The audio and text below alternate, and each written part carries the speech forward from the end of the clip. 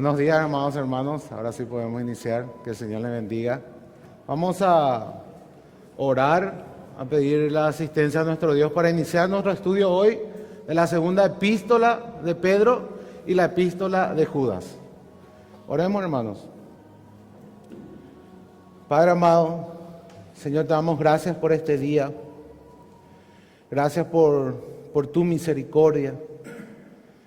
Gracias por regalarnos este día precioso, Señor, en el cual podemos venir como pueblo tuyo a adorarte.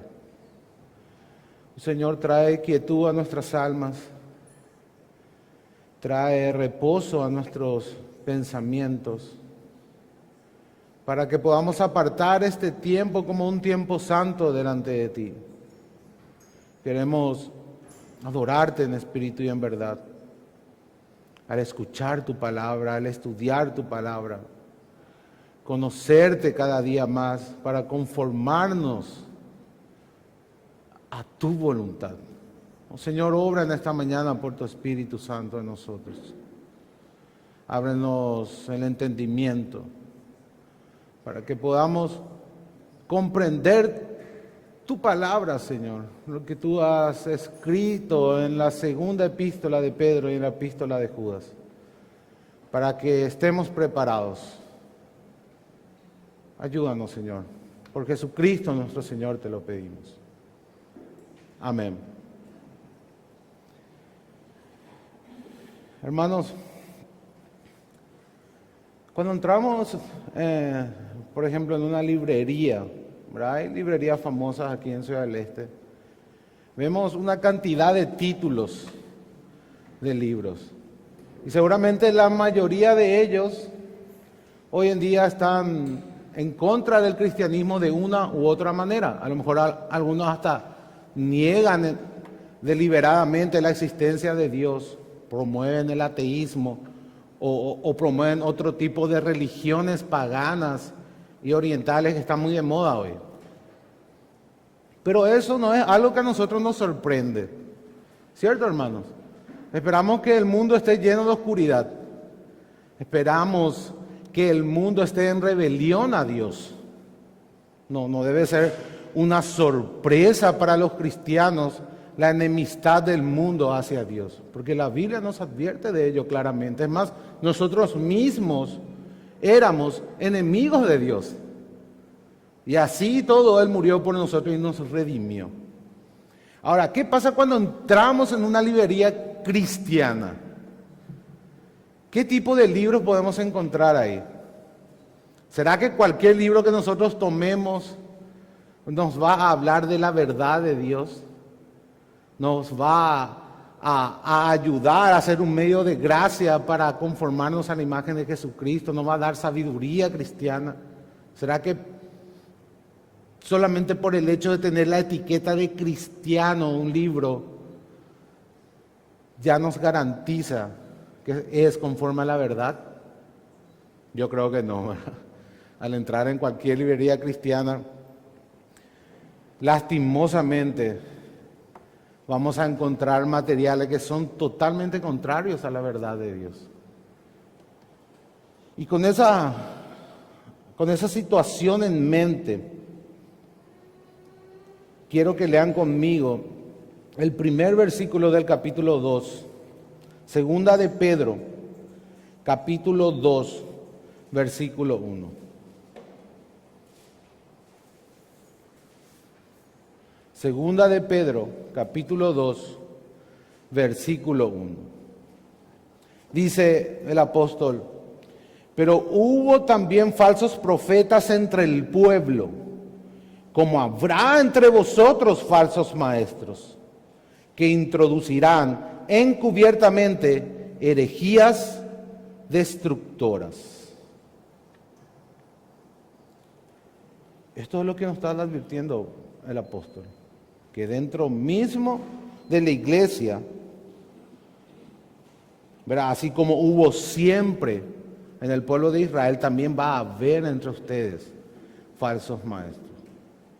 Y Judas, por ejemplo, nos dice, escuchen, no hace falta que busquen, porque algunos hombres han entrado encubiertamente, los que desde antes habían sido destinados para esta condenación, hombres impíos que convierten en libertinaje la gracia de nuestro Dios y niegan a Dios el único soberano y a nuestro Señor Jesucristo. Pedro le dice a la iglesia primitiva que así como hubo en Israel falso maestro, así también va a haber en la iglesia. Judas le dice a la iglesia que ya están, que ya han entrado encubiertamente y están enseñando falsas doctrinas. A los que nos lleva estas dos epístolas, a hablar de los falsos maestros que están dentro de la iglesia, que se llama cristiana, que tiene la etiqueta de cristiana. O sea, no todo por tener simplemente la etiqueta de cristiano significa que es lo verdadero. Eso es lo que quiere advertirnos Pablo y Judas. En segunda de Pedro va a haber falsos maestros, en Judas ya están. Esa es la premisa. Ahora fíjense, estas dos cartas no tratan de defender la fe en contra del paganismo. No habla del politeísmo romano, de la filosofía griega. O sea, habla de los propios cristianos. Habla de la misma iglesia. Habla del veneno que está envuelto con embalaje de caramelos. Aquello que tiene apariencia de piedad. Esas son las advertencias que nos hacen Pablo y Judas en estas dos epístolas. ¿Para qué? Para que nosotros estemos preparados, hermanos. Para que no sea una sorpresa. Nos advierte contra la falsa enseñanza y nos alienta a perseverar en la verdadera fe. Ese es básicamente el propósito de ambas epístolas.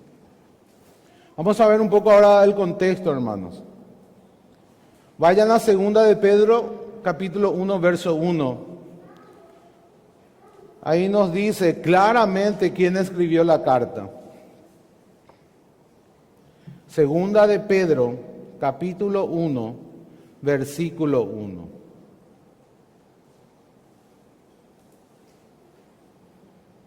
Simón, Pedro, siervo y apóstol de Jesucristo. O sea, no tenemos ninguna duda de quién escribió la carta. ¿Verdad, hermanos? Está bien clara ahí. El apóstol Pedro, él es el que escribe. ¿Cuál era una de las objeciones que estaban haciendo los falsos maestros? Estaban diciendo que las enseñanzas apostólicas eran simples fábulas, eran invenciones de los apóstoles. Ellos decían que el Señor Jesucristo no había resucitado, que el Señor Jesucristo no es el Rey de Reyes, que Él no va a venir a juzgar. Y en base a eso ellos comenzaban a vivir como ellos querían. Y especialmente los dos pecados principales eran la inmoralidad sexual y la codicia. Utilizaban a las personas como mercancías y vivían llenos de inmoralidad sexual. Esos eran los dos pecados que caracterizaban a los falsos maestros.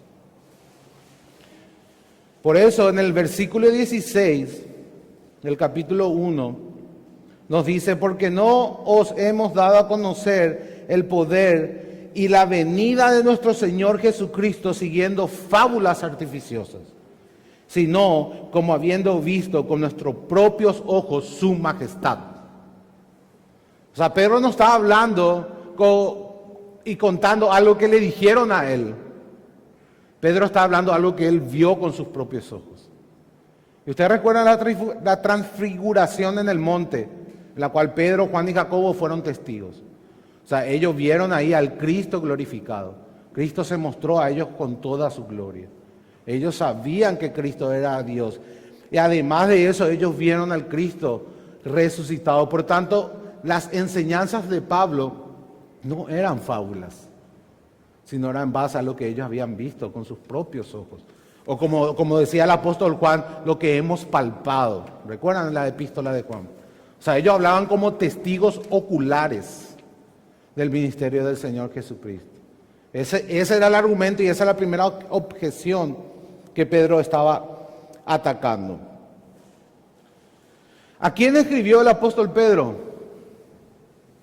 ¿A quién escribió, hermanos?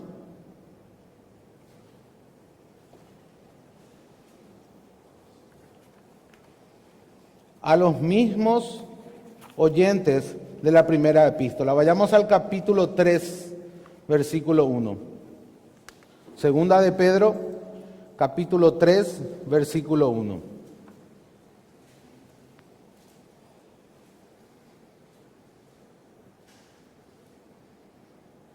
Amados, esta es la segunda carta que os escribo. ¿Cuál fue la primera? Primera de Pedro. ¿Cuál fue la segunda? Segunda de Pedro. ¿A quién escribió? A los expatriados, ¿verdad? De lo que hoy es la moderna Turquía. ¿Recuerdan cuándo fue el tiempo más o menos? Hablamos del domingo pasado. En el año 62 después de Cristo, Pablo fue liberado de su primer cancelamiento de Roma. En el año 64 se desata la primera persecución de Nerón por el incendio de Roma. Y esta carta, la primera carta se escribió en el 63, ¿verdad? Después de Cristo. Y en este periodo también se escribe esta carta prácticamente de manera inmediata. O sea, Pedro entonces está en Roma y le vuelve a escribir una carta a las mismas personas. La persecución ya se desató. ¿Por qué? Porque en la carta Pedro nos dice que él estaba a punto de morir. Y la tradición cristiana nos dice que Pedro fue martirizado en Roma bajo el gobierno de Nerón. Al mismo tiempo que fue martirizado el apóstol Pablo. Él fue muerto en Roma. Entonces es más o menos en ese tiempo que él escribe esta carta. Inmediatamente después de la primera a las mismas personas. Y es con esa urgencia que él escribe. Él estaba a punto de morir y quería hacer una última advertencia a la iglesia, la advertencia de los falsos maestros. Ahora el peligro ya no está afuera, ya no es solamente la persecución, sino que el mayor peligro está adentro de la iglesia. El veneno envuelto en envoltorios, ojalá la redundancia, de caramelos.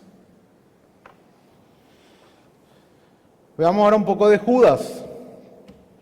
¿Quién escribió Judas? ¿Quién era Judas?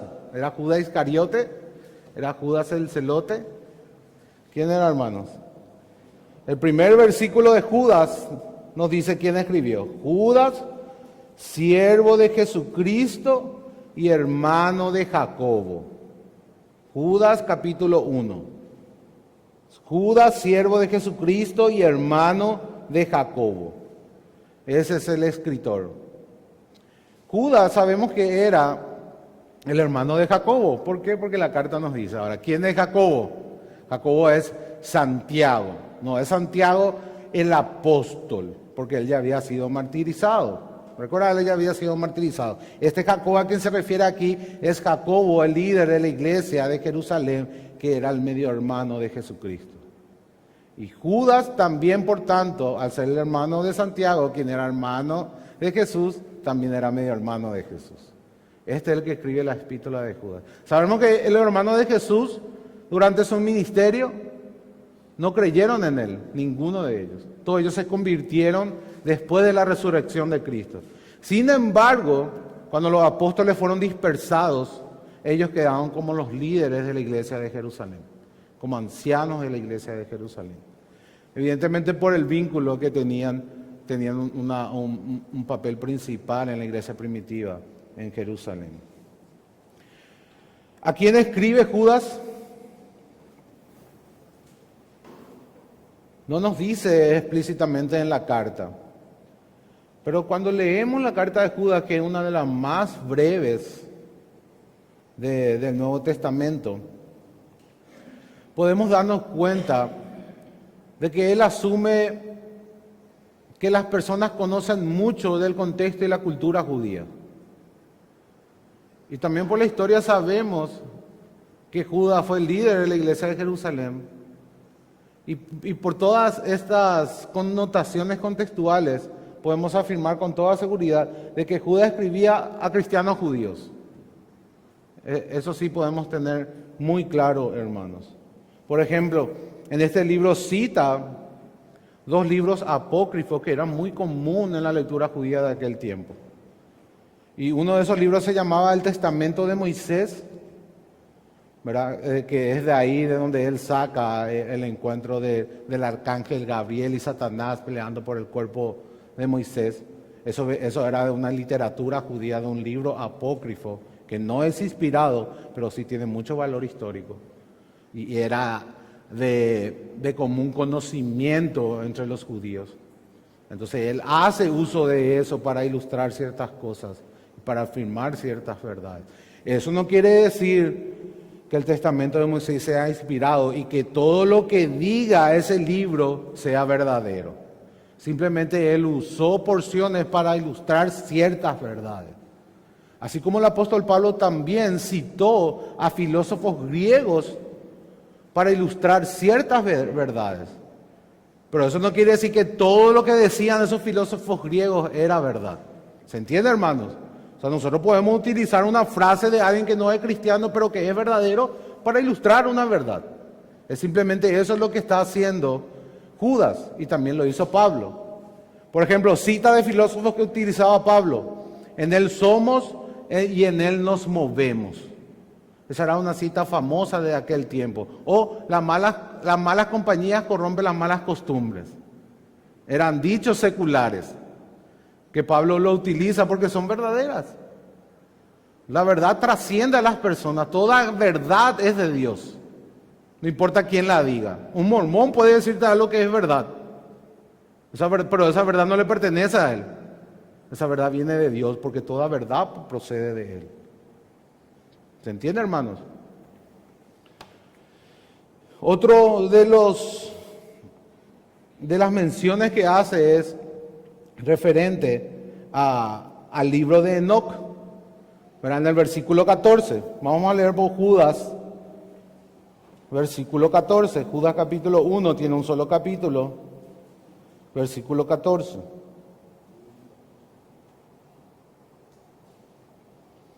De esto también profetizó Enoc, séptimo desde Adán, diciendo: he aquí vino el Señor con sus santas decenas de millares para hacer juicio contra todos y dejar convictos a todos los impíos de todas sus obras impías que han hecho impíamente y de todas las cosas duras que los pecadores impíos han hablado contra él. Quería decir impío, ¿verdad? Quería dejar bien en claro. Bueno, ¿cuál es la verdad que sacó del libro de Enoc? Que el Señor Jesús iba a venir y iba a juzgar a todos. Iba a pagar a cada uno conforme a sus obras. ¿Es mentira eso? No, es verdad. Simplemente para crear un vínculo, una conexión con su audiencia, utilizó puntos que eran en común. Cosas que ellos sabían, que manejaban, que usaban cotidianamente, que era la lectura de estos libros apócrifos. Simplemente eso, hermanos.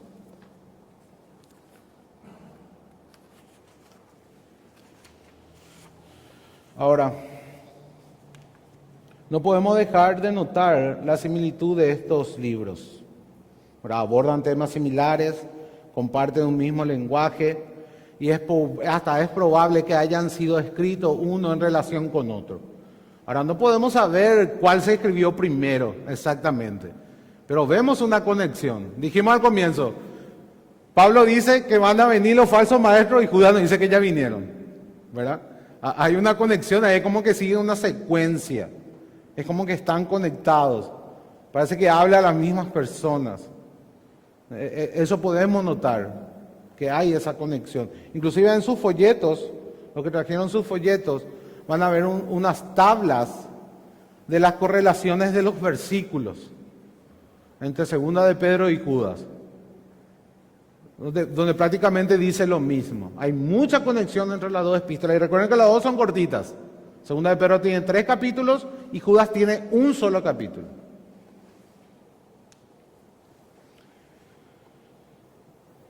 Bueno, si el Nuevo Testamento, hermanos, dedicó 2 cartas para advertirnos de la falsa doctrina, evidentemente nosotros tenemos que tomar nota de eso. porque es algo importante, es algo real, es un peligro real, del cual tenemos que estar preparados para discernir. Y ese es el propósito de Pablo y de Judas. Tenemos que discernir la falsa doctrina. ¿Por qué, hermanos? Porque la falsa doctrina produce falsa piedad. No existe la verdadera piedad sin una verdadera doctrina. Ese es el peligro. Y tal es así, hermano, que Judas ni siquiera habla de teología. Simplemente apunta a la conducta de los falsos maestros para demostrar de que son falsos maestros. O sea, ni siquiera va a atacar lo que ellos enseñan, sino cómo ellos viven. Así es la relación entre la falsa doctrina y la piedad. Y la falta de piedad más bien. Entonces esa es la importancia, hermano. Vamos a ver ahora el bosquejo de Segunda de Pedro. Vamos a bosquejar. Al mirar la segunda epístola de Pedro, hermanos, podemos ver de que es una carta simétrica. Cuando digo simétrica, me refiero que comienza con unas exhortaciones para los creyentes y termina con las mismas exhortaciones. Así como comienza Segunda de Pedro, así también termina. En la porción del primer capítulo, Segunda de Pedro, capítulo 1, versículo 1 al 15, Pedro les recuerda a su audiencia la enseñanza apostólica de que somos salvos por el poder de Dios. Salvos por el poder de Dios, no por mérito alguno, sino por el poder y la misericordia de Dios. Eso es lo primero que trae a su mente, hermanos. La primera verdad, el evangelio de la gracia de Dios. Y en base a esa verdad de que son salvos por el poder de Dios, Él los llama a procurar con toda diligencia, a vivir de tal manera que demuestren la obra de Dios en ellos. ¿Se entiende, hermanos, cuál es la relación? Cuando vos entendés lo que Dios hizo por vos, cuando vos entendés de que fuiste salvo por gracia, por la misericordia de Dios, eso debe llevarte a vivir una vida de obediencia y de adoración por lo que Él hizo en vos. Y a demostrar su poder en ti. Hablamos siempre eso de experimentar el poder de la resurrección en nuestras vidas. Y esa es la exhortación de Pedro. En base a lo que Dios hizo, ahora tienes que ponerte las pilas, procurar con todas tus fuerzas vivir de una manera que agrada a Dios. Esa es la relación, hermano. No como los falsos maestros. ¿Qué hacen los falsos maestros? No, si Dios me salvó sin que yo haga nada, yo puedo vivir como a mí se me antoje. Total, no pasa nada. Ese no es un pensamiento cristiano. Según Judas y Pedro, es un pensamiento que viene desde el mismo infierno. Es un pensamiento de un falso maestro. Es un pensamiento de un falso cristiano. Esa es la amonestación, hermanos. Entonces la primera porción va desde el verso 1 al 15 del primer capítulo de Pedro, donde básicamente está esa amonestación, y de manera similar termina el capítulo 3, que es el último capítulo de la epístola. ¿Verdad? Termina con la instrucción: procurad con toda diligencia vivir en santidad mientras esperamos la segunda venida. Pedro hace una muy buena relación entre la vida de santidad y la segunda venida de Jesús. Recuerda que Juan también nos dijo en su carta, por ejemplo, que esa esperanza es la que nos santifica. Esa esperanza de la venida de Cristo, cuando Él venga por su iglesia. Cuando nosotros vivimos con esa expectativa, con esa esperanza en nuestra mente, vamos a vivir una vida de santidad. Nos va a llevar a procurar diligentemente vivir vidas que agraden a Dios. Eso es también lo que Pedro está diciendo, hermanos. Y con esa instrucción comienza y con esa instrucción termina. Mirando la venida de Cristo y viviendo conforme a esa verdad, conforme a lo que Él hizo por nosotros y conforme a que Cristo va a venir a consumar esa obra.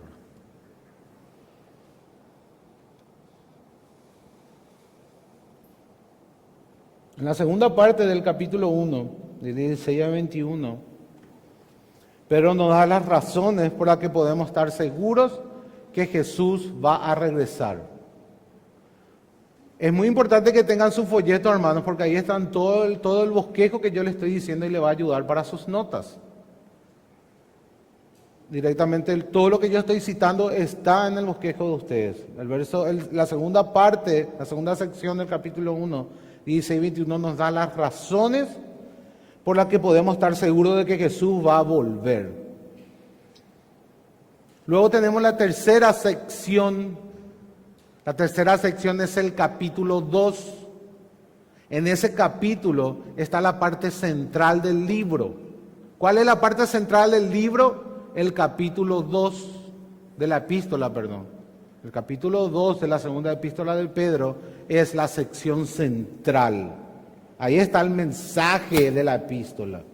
Ahí describe a los falsos maestros, su estilo de vida impío y la horrible destrucción que les espera en el juicio de Dios.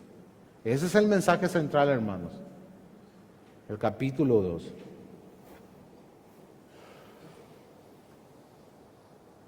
En el capítulo 3, Pedro explica lo que va a suceder cuando venga el día del Señor. Verán nuevos cielos y nueva tierra donde mora la justicia.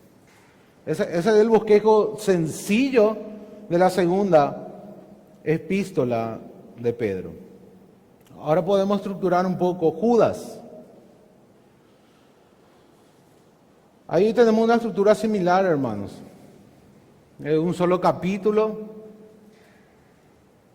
Hoy mismo al llegar a su casa pueden leer, no les va a tomar mucho tiempo.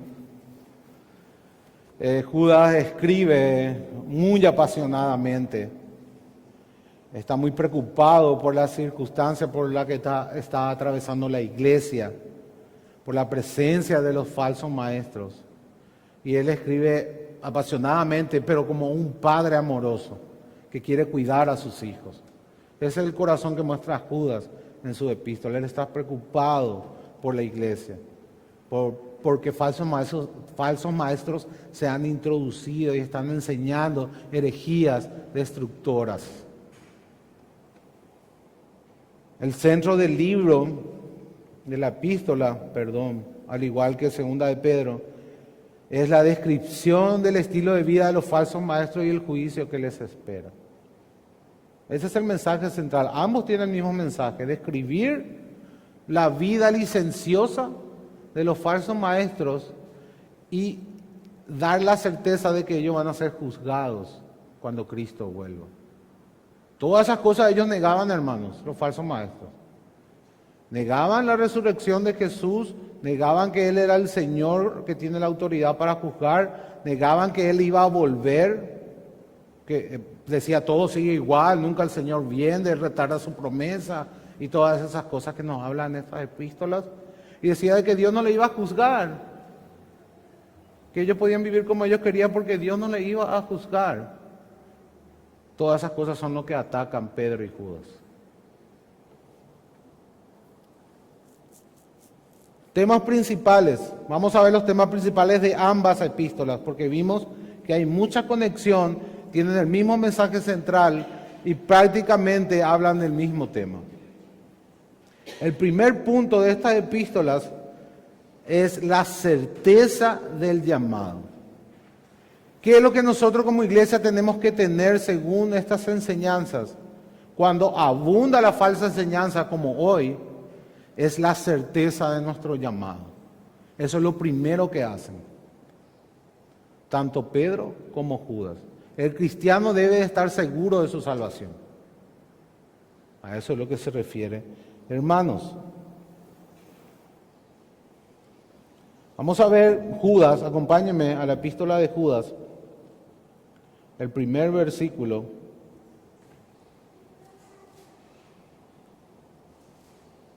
En la segunda parte dice, a los llamados, santificados en Dios Padre y guardados en Jesucristo.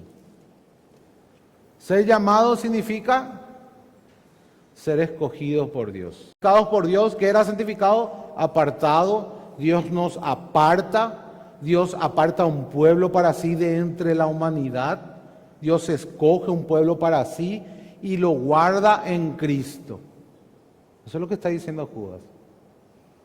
Judas quiere también que su audiencia tenga la certeza de su salvación, una salvación completa y una salvación que es totalmente la obra de Dios. Fíjense, no hay ahí una intervención humana. Los llamados, santificados por Dios y guardados en Jesucristo. ¿Dónde hay una intervención humana ahí? No hay. No hay. Y estamos guardados en Cristo. O sea, esa es nuestra certeza, nuestra seguridad. Él nos llamó, Él nos santificó para sí, nos apartó para sí y Él nos guarda en Jesucristo. Así comienza Judas.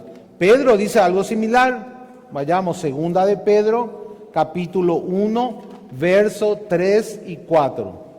Segunda de Pedro, capítulo 1, verso 3 y 4. Como todas las cosas que pertenecen a la vida y a la piedad nos han sido dadas por su poder divino, mediante el conocimiento de aquel que nos llamó por su gloria y excelencia, por medio de las cuales nos ha dado preciosas y grandísimas promesas, para que por ellas llegaseis a ser participantes de la naturaleza divina, habiendo huido de la corrupción que hay en el mundo a causa de la concupiscencia. Hermanos, qué consuelo de estas palabras. Fíjense que todas las cosas que pertenecen a la vida y la piedad nos han sido dadas por Dios. Todo lo que vos necesitas para vivir esta vida y la siguiente, y todo lo que necesitas para ser santo, Dios te ha dado. Eso es lo que está diciendo. Dios te ha dado, Dios te ha concedido por su divino poder, dice. ¿Cuál es el poder de Dios que Él nos dio? ¿Cuál es, hermanos? Su mismo Espíritu Santo. Él se ha dado a sí mismo. Él habita en nosotros. El poder del Espíritu es aquel que cumple todas nuestras necesidades para la vida y para la piedad. Ese es el divino poder de Dios. Y dice que por medio de sus promesas vamos a escapar de la corrupción del pecado. Fíjense que las promesas de Dios deben usarse para escapar del pecado, no para abrazarlo. ¿Verdad? Es un pensamiento distinto.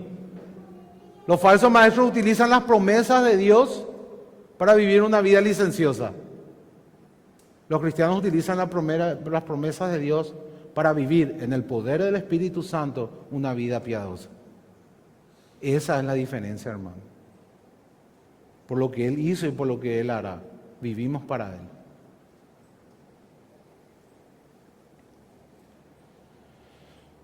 Incluso dice que nuestra fe no fue dada por Dios.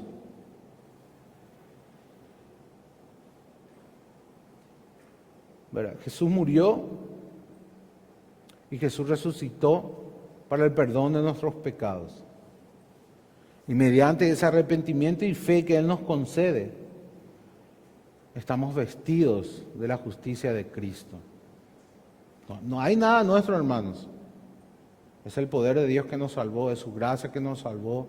Él nos llamó, Él nos santificó y Él nos guardó y nos guarda y nos guardará siempre en Jesús. Esa es la verdad. Todo nos dio Él. Todo es por su misericordia. Ahora, esa verdad de la salvación por gracia, de la soberanía de Dios en la salvación, tiene implicancias prácticas para nosotros. Vamos a leer los versículos 5 al 11, para ir expandiendo un poco esta verdad, para ir desarrollándola. Recuerden que Pedro siempre está exhortando en base a esa verdad a vivir y procurar con toda diligencia ser santos. Buscar y anhelar la santidad. Dice, vosotros también, poniendo toda diligencia, fíjense ahí pueden subrayar, toda diligencia, por esto mismo. ¿Por qué, por qué verdad? Por lo que acaba de decir, por la soberanía de Dios en la salvación. Añadid a vuestra fe virtud, a la virtud conocimiento, al conocimiento dominio propio, al dominio propio paciencia, a la paciencia piedad, a la piedad afecto fraternal y al afecto fraternal amor. Porque si estas cosas están en vosotros y abundan, no os dejará estar ociosos ni sin fruto en cuanto al conocimiento de nuestro Señor Jesucristo. Pero el que no tiene estas cosas tiene la vista muy corta, es ciego habiendo olvidado la purificación de sus antiguos pecados. Fíjense, hermanos, aquellos que no procuran vivir de esta manera, quiere decir que olvidaron el perdón que recibieron. Olvidaron su identidad. Olvidaron que ahora son llamados y santificados por Dios el Padre. Esa verdad debe movernos a buscar con toda diligencia y añadir todas estas cosas a nuestra fe. No te puede dejar ocioso en cuanto a las cosas de la piedad. Eso es lo que está diciendo Pedro. O sea, fíjense el equilibrio que hay entre la soberanía de Dios y la responsabilidad humana. Somos responsables porque Dios es soberano. Esa es la relación. Somos responsables porque Dios es soberano.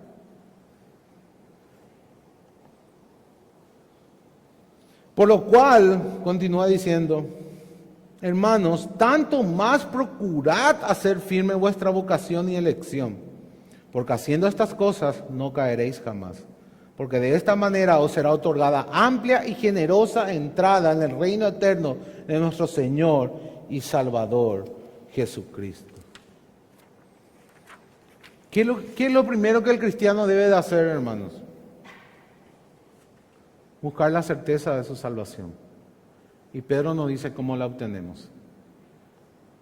¿Por qué muchos cristianos dudan de su salvación? Porque están viviendo una vida ociosa o licenciosa en algún sentido. Cuando un cristiano comienza a vivir una vida de rebeldía y desobediencia, lo primero que va a venir a su mente es la duda. Al menos si es un verdadero cristiano. Puede ser que sea un falso cristiano y que tenga la presunción, como el falso maestro, de que viviendo de esa manera él es salvo. Están esas dos cosas, hermano. Pero mucho más sano es que una persona dude cuando vive en desobediencia. ¿Por qué? Porque hay más probabilidad de que sea cristiano realmente. El cristiano la persona que está viviendo en pecado, mucho más en inmoralidad sexual, porque esas las dos cosas que caracterizan son la codicia para el dinero y la inmoralidad sexual. Son las dos características principales del falso maestro y del falso cristiano. Cuando una persona está viviendo entregado a eso y presume ser cristiano, lo más probable es que es un falso cristiano. Y esa es la conclusión a la que llegamos. Aquel que está dudando tiene más chance de ser un verdadero cristiano. Aquel que duda de su salvación por lo que está viviendo. O sea, eso es más saludable. Si estás viviendo una vida de desobediencia, si estás practicando el pecado, es mucho más sano que dude de tu salvación, no que estés seguro. No es saludable que tengas seguridad de tu salvación viviendo una vida de pecado. ¿Por qué? Porque eso solamente refleja a un falso maestro, a un falso cristiano. ¿Se entiende, hermanos? Entonces, en ese sentido la duda es buena, por así decirlo, si estás viviendo en pecado.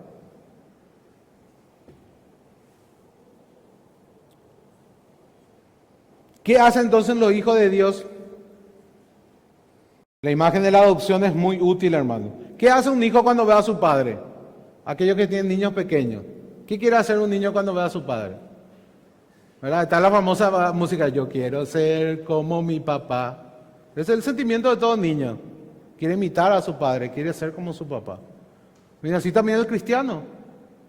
Sed santos porque yo soy santo. cristiano quiere imitar a su padre, quiere guardar la reputación de su familia. ¿Acaso usted no quiere guardar la reputación de su familia? ¿Quién no quiere guardar la reputación de su familia? ¿Quién quiere arruinar la reputación de su familia? Nadie. Y un cristiano debería tener ese mismo sentimiento. Somos hijos de Dios, debemos de buscar imitar a nuestro Padre, debemos de guardar la reputación de la familia. Cuando hacemos esto, cuando vivimos de esta manera, entonces vamos a poder experimentar la seguridad de la salvación.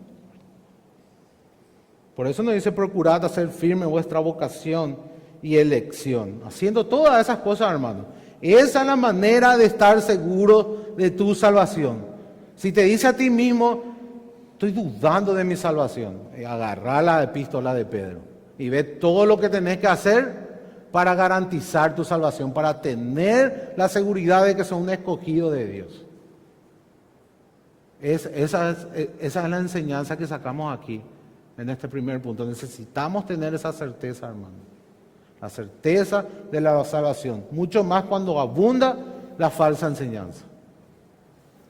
¿Por qué? Porque con nuestra vida nosotros vamos a decir que somos verdaderos cristianos. Nuestra vida va a decir a qué familia pertenecemos. Nuestra vida va a decir quién es nuestro Padre. ¿Se entiende, hermanos? Esa es una de las mejores maneras de defender nuestra fe. Vivir una vida de piedad. Vivir una vida de piedad.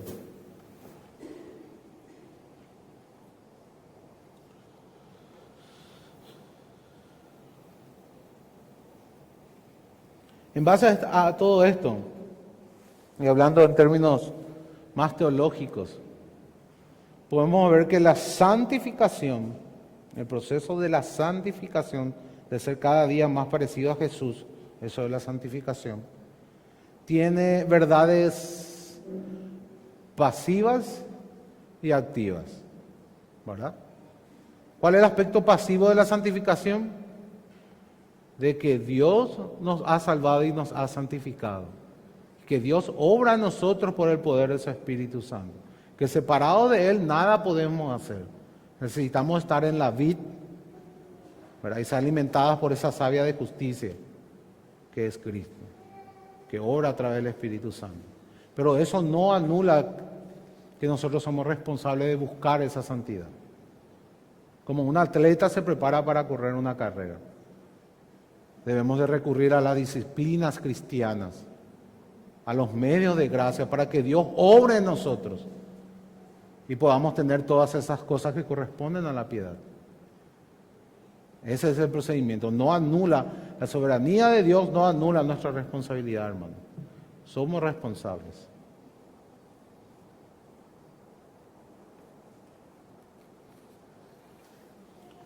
Ahora, todo esto debe llamarnos a examinarnos, ¿verdad, hermanos?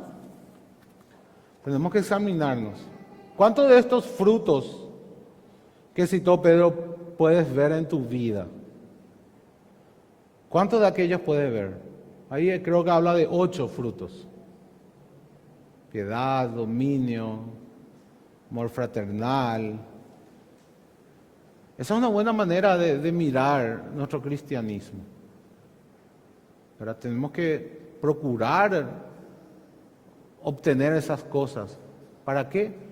Para gozar de una certeza de la salvación. Hermano, es saludable que estemos seguros de nuestro llamado, de nuestra elección, de nuestra vocación, como dice Pedro. Y haciendo estas cosas las que vamos a conseguir eso.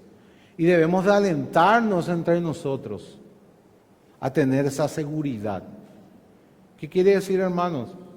Que también debemos de decir a esos hermanos, si vos ves a un hermano que en un tiempo ha progresado de una manera en cuanto a estas diligencias que dice Pedro, deberíamos de alentar a ese hermano y decir: hermano, en estos últimos tiempos verdaderamente he visto estos frutos en tu vida, por lo cual me pone muy contento. Y en parte estoy más seguro de que soy cristiano y eso me hace feliz. ¿Verdad? ¿Verdad que saludable sería, hermanos, que nos alentemos así? Que promovamos esa seguridad de la salvación entre nosotros, no solamente en nuestro interior, sino en la iglesia. Que alentemos a aquellos hermanos que están procurando verdaderamente y que se están esforzando en la gracia y que vemos un crecimiento en su vida. Eso es saludable y eso debemos de buscar como iglesia. Esa es una aplicación muy práctica a modo congregacional de estas verdades. Judas también nos habla de esto en el versículo 21, hablando de nuestra responsabilidad. Dice que nosotros como cristianos debemos de conservarnos en el amor de Dios. Debemos de conservarnos en el amor de Dios. Fíjense que eso es algo que nosotros tenemos que hacer. ¿Cómo y de qué manera tenemos que conservarnos en el amor de Dios? Luego dice, esperando la misericordia de nuestro Señor Jesucristo para vida eterna. Ahí habla otra vez de la obra de Dios. Nosotros nos conservamos en amor, pero esperando su misericordia para con nosotros. Esa misericordia que Él nos prometió. La misericordia por la cual somos salvos. La misericordia soberana que Él da a su pueblo. De eso está hablando. Nosotros esperamos esa misericordia. Fíjense, no nos atribuimos ningún mérito. Nos conservamos en amor, nos esforzamos, pero esperamos de Dios la misericordia. Esperamos de Él, que Él sea el que nos salve.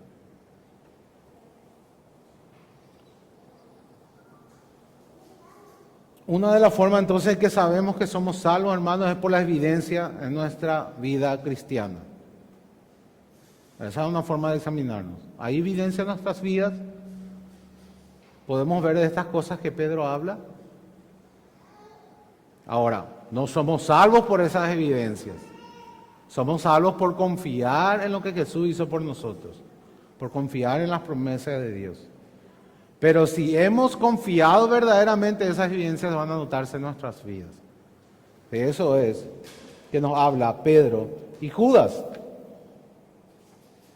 El segundo tema, la segunda certeza que quiere darnos tanto Judas como Pedro, es la certeza de la verdad de Dios. La primera es la certeza del llamado, la certeza de la salvación. Ahora es la certeza de la verdad, si estamos en la verdad o estamos en la mentira. Eso es otro punto del cual debemos de estar seguros. Imagínense, hermanos, si vos crees en una mentira, ¿qué va a pasar?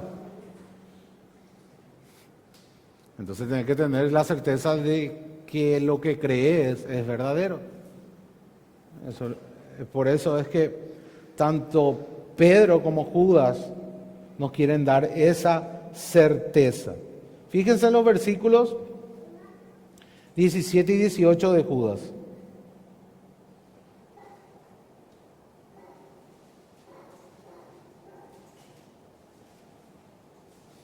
Dice, pero vosotros, amados, tened memoria de las palabras que antes fueron dichas por los apóstoles de nuestro Señor Jesucristo, los que os decían, en el postrer tiempo habrá burladores que andarán según sus malvados deseos. ¿Cuál es una de las formas de corroborar que las enseñanzas de Judas y de Pedro eran verdaderas? Primero, que estaban en conformidad con la Escritura, con lo que el mismo Señor Jesús había dicho. Y segundo, porque esas verdades se estaban cumpliendo. Recuerden, el cumplimiento de la profecía hace al profeta verdadero, ¿verdad? Es una enseñanza del Antiguo Testamento. ¿Cómo sabemos que un profeta es verdadero? Cuando se cumple lo que dice. Jesús había advertido que iban a venir falsos profetas. Los apóstoles también. Y ahora se estaban cumpliendo. Pedro había dicho, vendrán falsos maestros. Judas ya está hablando en el momento de que esos falsos maestros están. Por tanto, toda esta enseñanza es correcta.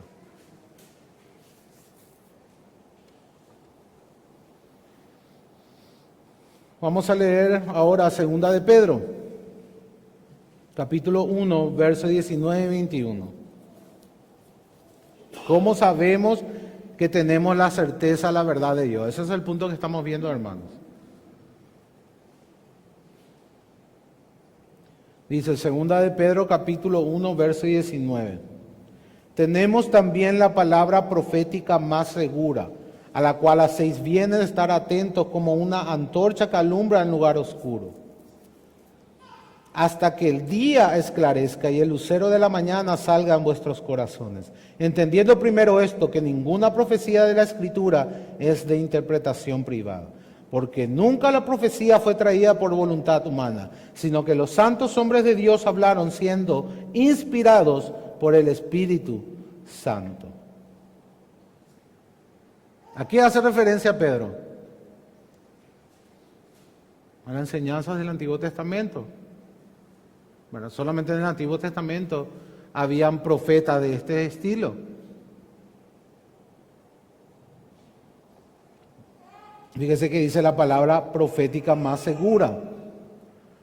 Pedro acá hace referencia al Antiguo Testamento y hace referencia a que el Antiguo Testamento es palabra de Dios inspirada. Cuando habla acá de interpretación privada, no se refiere a que vos y yo tengamos una interpretación personal. La traducción en realidad no es buena aquí, en la Reina Valera. El sentido del griego es el origen del texto, de dónde viene esta verdad. No viene de mí ni de ninguna persona. Esta verdad viene de Dios, es inspirada por Dios. Esa es la palabra profética más segura. Y es segura porque sabemos quién la dijo, de dónde viene. Ese es el sentido, hermano. Entonces Pedro le está dando mucho valor al Antiguo Testamento. Y nos está diciendo que el Antiguo Testamento viene de Dios y que es inspirado por Dios.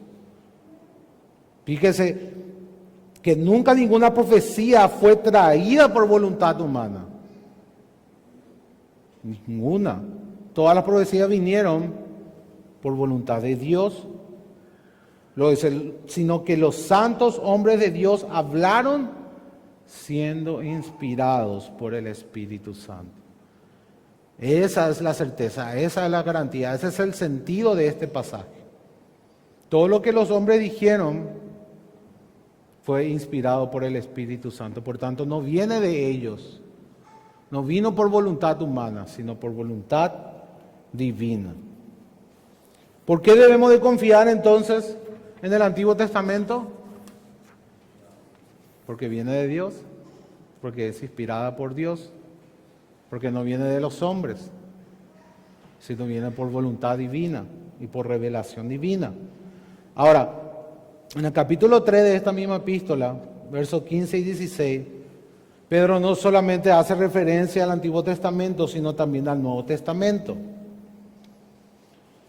Dice, segunda de Pedro, capítulo 3, verso 15. Y tened entendido que la paciencia de nuestro Señor es para salvación, como también nuestro amado hermano Pablo, según la sabiduría que le ha sido dada, os ha escrito casi en todas sus epístolas, hablando en ellas de estas cosas, entre las cuales hay algunas difíciles de entender, las cuales los indoctos e inconstantes tuercen, como también las otras escrituras, y ahí pueden subrayar, como también las otras escrituras, para su propia perdición. ¿Qué es lo que está haciendo acá Pedro, hermanos? Pedro nos dice que las epístolas de Pablo forman parte de las escrituras. Eso no está diciendo. Porque dice de las otras escrituras. O sea, entonces también las epístolas de Pablo forman parte de la escritura, según el apóstol Pedro. Y esa es una de las evidencias de la inspiración también del Nuevo Testamento. ¿Verdad? Porque fue Pedro que nos dijo un poco antes que el Antiguo Testamento fue inspirado por Dios, el origen divino. Y ahora nos dice que las epístolas de Pablo también. Y el consuelo es, hermanos, que para Pedro también era difícil entender las epístolas de Pablo. Así que si no entiendes bien la epístola de Pablo, no te preocupes, Pedro tampoco lo hacía. Sí, que no se puede. Pero por eso, o sea, no se preocupe cuando algunas verdades teológicas de Pablo, por ejemplo, sean difíciles de digerir. ¿verdad? Porque para todo fue así siempre, desde este tiempo. Entonces, eso también forma un consuelo para nosotros. No es solamente nosotros que no podemos entender algunas cosas, sino todos tuvieron que lidiar con esas verdades difíciles de entender. Bueno, todo esto, hermanos, tiene que ser un recordatorio para nosotros. ¿Qué recordatorio?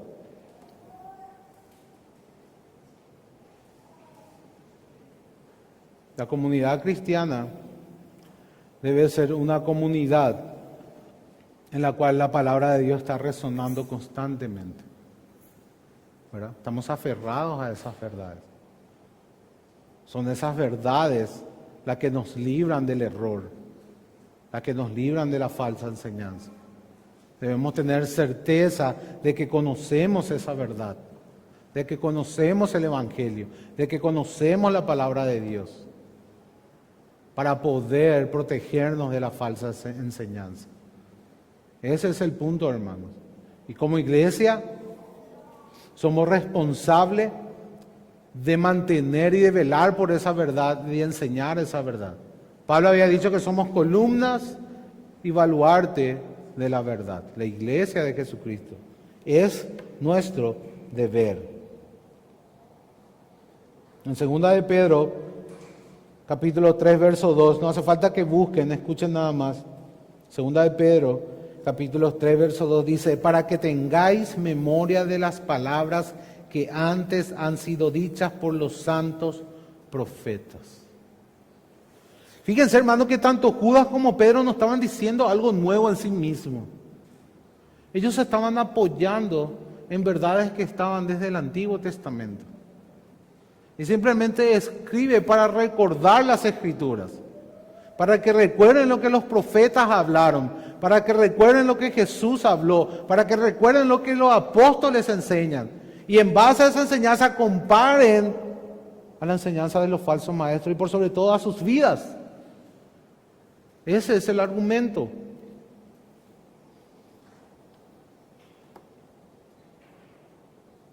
Fíjese que Pedro hablaba, por ejemplo, de que tenemos que estar atentos como si fuera que la palabra es una antorcha que ilumina.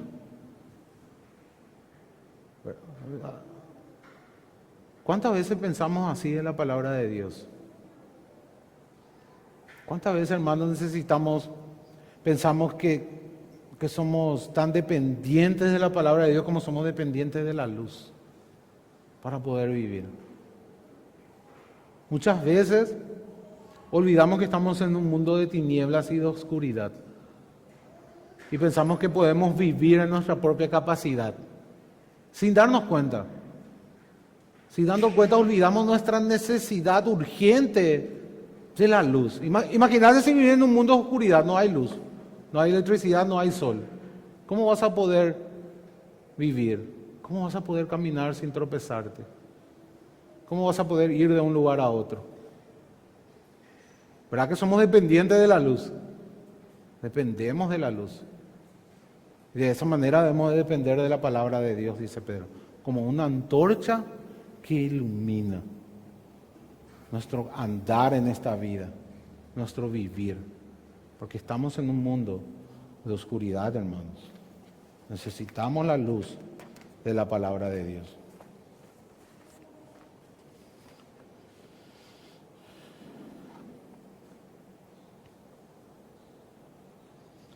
La tercera certeza que tenemos que tener es el mal fruto de la falsa enseñanza. ¿Cuál es la certeza, hermanos? Que tenemos que estar seguros del 100% que todo falso maestro va a vivir de una manera pecaminosa. Puede tener apariencia de piedad, pero su fruto va a estar podrido. ¿Cuál fue la advertencia de Jesús cuando dijo en el Sermón del Monte? ¿Recuerdan? Verso, el del capítulo 7.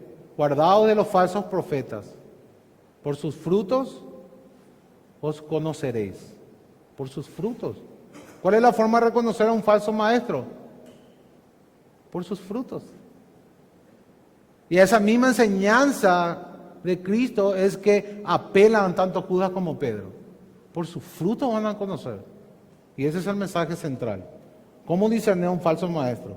Por sus frutos. Sus frutos no se ajustan a la enseñanza apostólica, a la enseñanza del Antiguo Testamento, a la enseñanza del Nuevo Testamento.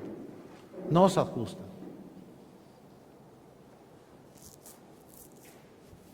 Algunas de las doctrinas que enseñaban, voy a ir citando a manera de acelerar, es que ya dijimos, ellos decían de que no iban a ser juzgados por Cristo, de que no iba a haber un juicio final. Ese es un punto, vivir de una manera en la cual negamos su venida. Es una manera de negar la venida de Cristo, hermano. Que pensamos que podemos vivir como a nosotros se nos antoja y que Dios no nos va a pedir cuentas nunca. Fíjense que muchas veces no podemos ser falsos maestros, pero de manera inconsciente podemos vivir como un falso maestro.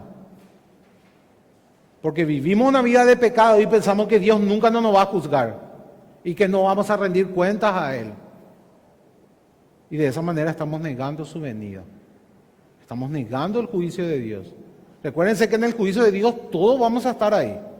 En Romanos vimos, cara a cara. Y en ese juicio público es donde el pueblo de Dios va a ser vindicado. Ahí enfrente de todos, Dios va a honrar a su pueblo, va a decir, estos son mi pueblo porque vivieron de esta manera y demostraron su salvación así. Romanos 2 habla de eso. Entonces, todos nosotros vamos a comparecer a ese juicio. Ahora, los cristianos van a ser vindicados en el juicio. Y los no cristianos van a ser destruidos. Esa es la certeza que da. Tanto Judas como Pedro nos advierte de estas verdades. Negaban el juicio de Dios que estaba relacionado con su venida y negaban las doctrinas esenciales de las enseñanzas apostólicas. Esos son los 3 puntos que tenemos que anotar, hermano. Negaban las enseñanzas apostólicas, negaban la segunda venida de Cristo, negaban el juicio de Dios. Es el libertinaje, es lo que siempre decimos, el antinomianismo. Anti de contra y nomianismo de nomos. Contra la ley de Dios. Se rebelan contra la ley de Dios, no guardan la ley de Dios. De esa manera viven los falsos maestros, tienen un estilo de vida impío. Por sus frutos le vamos a conocer. Pueden ir anotando otras características de los falsos maestros. Rechazan la autoridad, segunda de Pedro 2:10. Rechazan la autoridad. Anoten, segunda de Pedro 2:10. Abrazan la inmoralidad. Segunda de Pedro 2:13-11. Recuerden, el mensaje central de segunda de Pedro, ¿dónde estaba, hermanos? Capítulo 2. Ahí está, él describe a los falsos maestros y también en el verso 10, abrazan la inmoralidad, verso 13 y 14, y solo se sirven a sí mismos. Esto está en Judas, verso 12 y verso 16. Ahora, analizándote a ti mismo,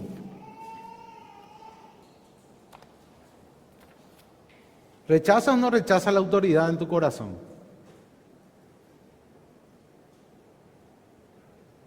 ¿Rechazas o no rechazas la autoridad en el corazón? Fíjense que todos tenemos algo de rebeldía, hermanos, en nosotros. Y eso no corresponde a la piedad. Los falsos maestros rechazan todo tipo de autoridad. Y abrazan todo tipo de inmoralidad. Ahora, quizás nosotros no lo hacemos de manera deliberada, pero yo quiero hoy que mires tu corazón. Y si ahí puedes ver que rechazas la autoridad. Hablando de la autoridad cívica, autoridades civiles, ¿cómo es tu corazón para las autoridades civiles?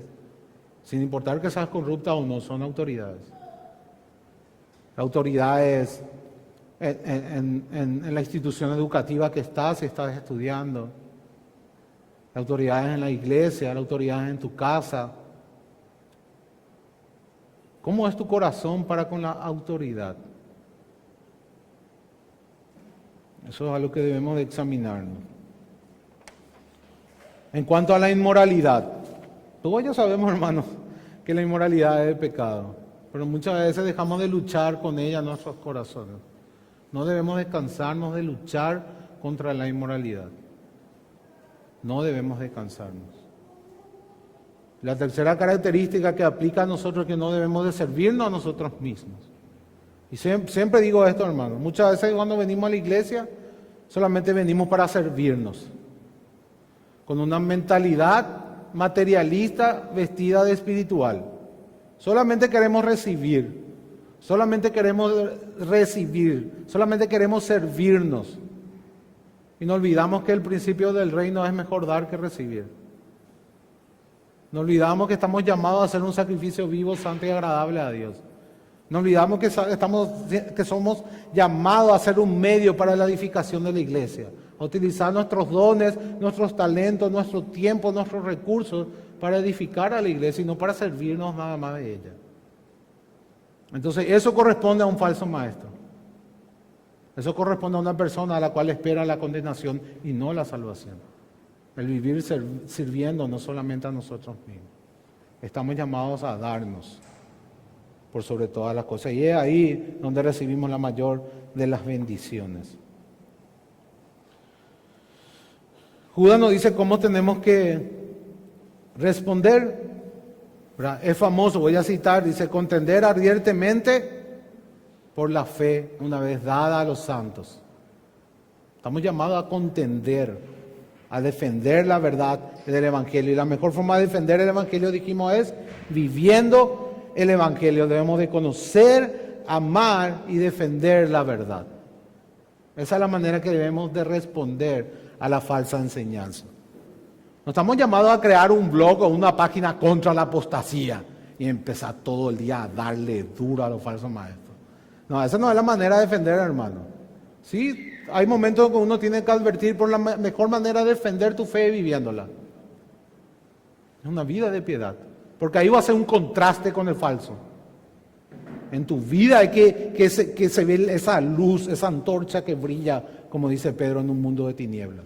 Estamos llamados a ser la luz del mundo. Esa es la manera en la cual podemos contrastar a la falsa enseñanza. Y hay mucha falsa enseñanza hoy, ¿verdad, hermanos? No solamente vamos a hablar de los testigos de Jehová, los mormones, los adventistas, ¿verdad? Dentro de nuestra misma iglesia tenemos el Evangelio de la Prosperidad, del movimiento apostólico. O dentro de la sana doctrina mismo también hay personas que dicen abrazar la sana doctrina, pero viven una vida de inmoralidad, viven en pecado, viven en libertinaje. También está el otro lado que es el legalismo. Entonces hay mucho de qué defender. Hay mucho de qué defender, hermanos. Debemos aferrarnos a esta verdad y contender. Acordándonos que en última instancia no es nuestra tarea vencer a los falsos maestros. No es nuestra tarea, hermanos. ¿Verdad? No es nuestra tarea. ¿Quién es el que va a vencer a los falsos maestros? Dios. Y los falsos maestros existen también a una manera de juicio. Porque recuerden que son las personas las que tienen comezón de oír. Y se buscan para sí maestros que les hablen lo que quieren escuchar. La responsabilidad no es solamente de los falsos maestros. La responsabilidad también de las personas que quieren escucharlo por su codicia. La codicia es el mayor problema. El amor a dinero es el principio de todos los males, dice la Biblia. ¿Por qué tiene tanto éxito el Evangelio de la Prosperidad? ¿Por qué tiene iglesia de 10,000 personas? Porque le dice a la persona lo que quieren escuchar. Pacta con Dios y te va a dar un Rolls Royce. Te va a dar una mansión, te vas a comprar para tu jet privado.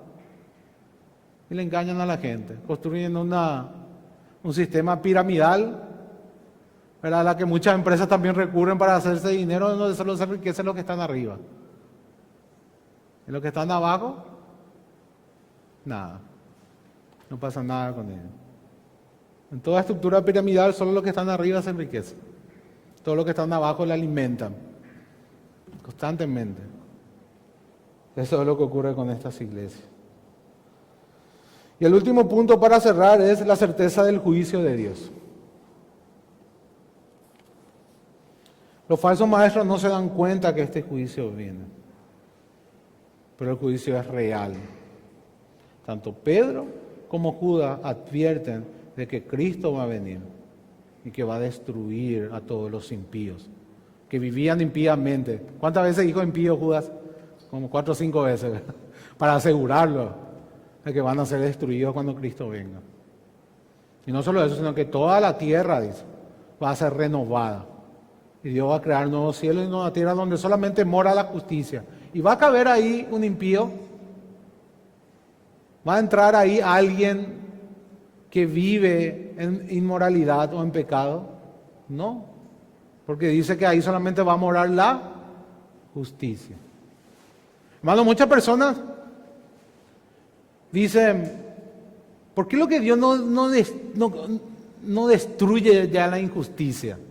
¿Por qué Dios permite la injusticia y la maldad? Hermano, si Dios no permitiera la injusticia y la maldad, ninguno de nosotros íbamos a existir.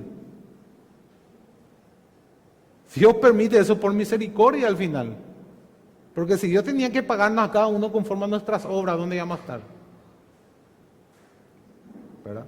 Pedro dice, no es que retarda su promesa, sino por misericordia es que todavía no ha juzgado. Porque no quiere que ninguno se pierda, sino que todos sus escogidos procedan al arrepentimiento. Y esa es la razón. ¿Por qué no destruye Dios la maldad? Por misericordia. Esa es la respuesta. Y como dije, no solamente los falsos maestros van a ser llamados a ese juicio, sino todos nosotros, hermanos. No neguemos la venida de Cristo con nuestra manera de vivir, entregada al pecado. Esa es una manera de negar la venida de Cristo y de negar a aquel que nos rescató, dice Pedro. Porque recuerden, cuando nosotros no vivimos procurando diligentemente la piedad, estamos olvidando de la purificación de nuestros pecados, decía. Estamos olvidando lo que Jesús hizo por nosotros. Estamos olvidando la verdad de que Dios nos llamó y nos santificó y nos guarda en Jesús. Estamos olvidando todas esas cosas, estamos negando a Jesús, estamos negando su venida. No neguemos su venida.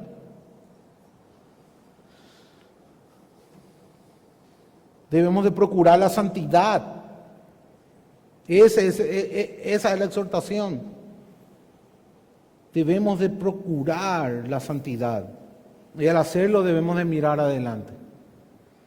Teniendo siempre en mente la venida de Jesús. ¿Por qué creen que todos los apóstoles hacían énfasis en la segunda venida de Cristo? Inclusive Pablo saludaba a Maranata. ¿Recuerdan? El Señor viene pronto. Cuando escribe el Apocalipsis, Juan dice, ven aquí, yo vengo pronto. ¿Por qué los cristianos tenían en mente esa segunda venida? Hermanos, y vivían en base a esa verdad. Esa segunda venida implicaba el día del Señor, aquel día que todos los profetas anunciaban, aquel día que los enemigos de Dios iban a ser destruidos y el pueblo de Dios vindicado. Y en base a esa verdad tenemos que vivir y procurar diligentemente la santidad. Porque Cristo viene y viene para juzgar.